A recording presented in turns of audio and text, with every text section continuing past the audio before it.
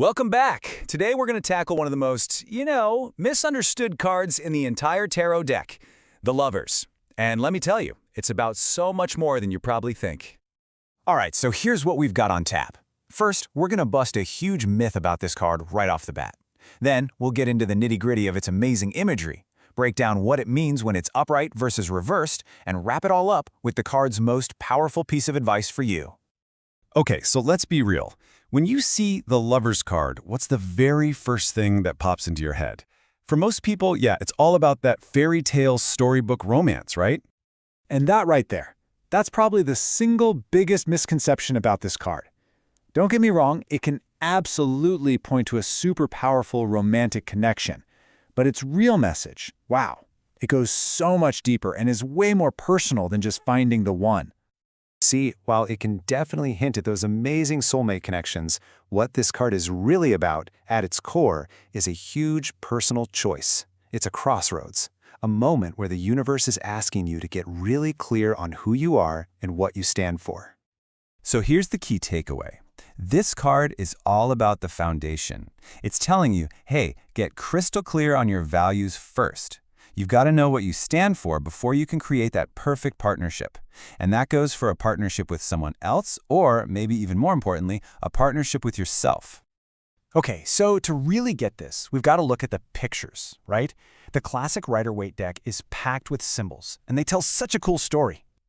Okay, look at this. You've got the angel Raphael up top, which is all about divine blessing and healing. Then you have the man and woman. Think of them as your conscious and subconscious minds. And check out the trees. The apple tree with the snake, that's temptation, earthly pleasures. The tree of flames, pure passion. And that mountain in the back, that's the peak, the goal you can reach. It's like a whole narrative about choice, balancing passion, temptation, and higher wisdom.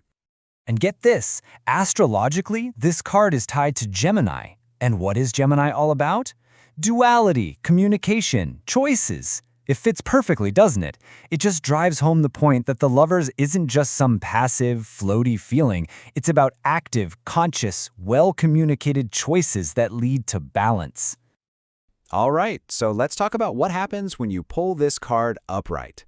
This is good news, folks. It's super positive and usually points to a time of just beautiful alignment in your life.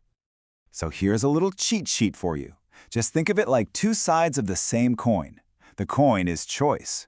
When it lands upright, you get harmony, unity, all that good stuff from making aligned choices. But when it's reversed, whoops, the energy totally flips.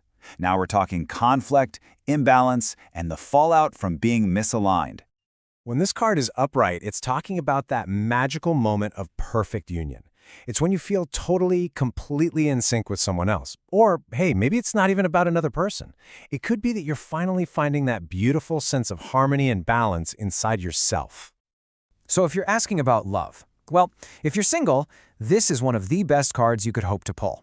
It's a huge sign that a really deep, meaningful connection is just around the corner.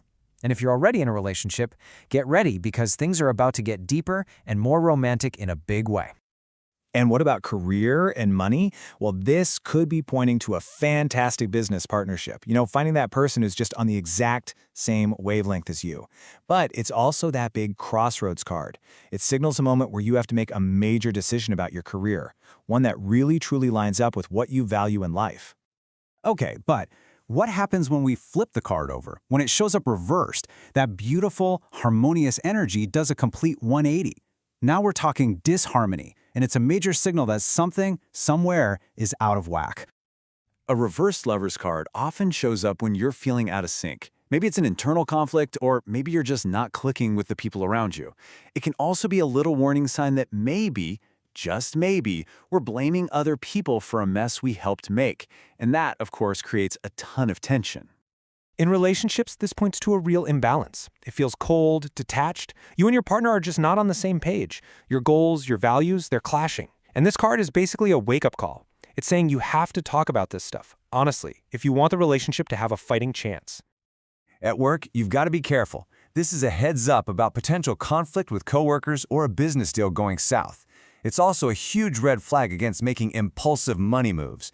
Chasing that short-term thrill without thinking about what it's going to cost you down the road. So, when you boil it all down, whether it's upright or reversed, what's the ultimate message here? The Lover's card isn't just telling you what's up, it's an empowering call to action. It's asking you to make a choice, but a very specific kind of choice. And this quote really nails it. Love is a verb. It's not just a feeling that happens to you, it's an active, evolving thing. This card is all about what you do. It's about the conscious choices you're making every single day to create and nurture love. So how do you do that? Well, this is basically your roadmap. First, you have to get clear on your values. Know what you stand for. Then, listen to that inner voice, your intuition. Be open, be honest, be vulnerable.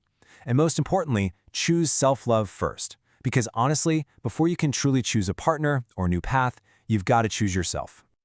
And that, right there, is the big, powerful question the Lover's card leaves you with.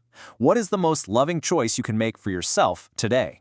Thanks so much for joining me for this explainer. I really hope it helps you find your answer.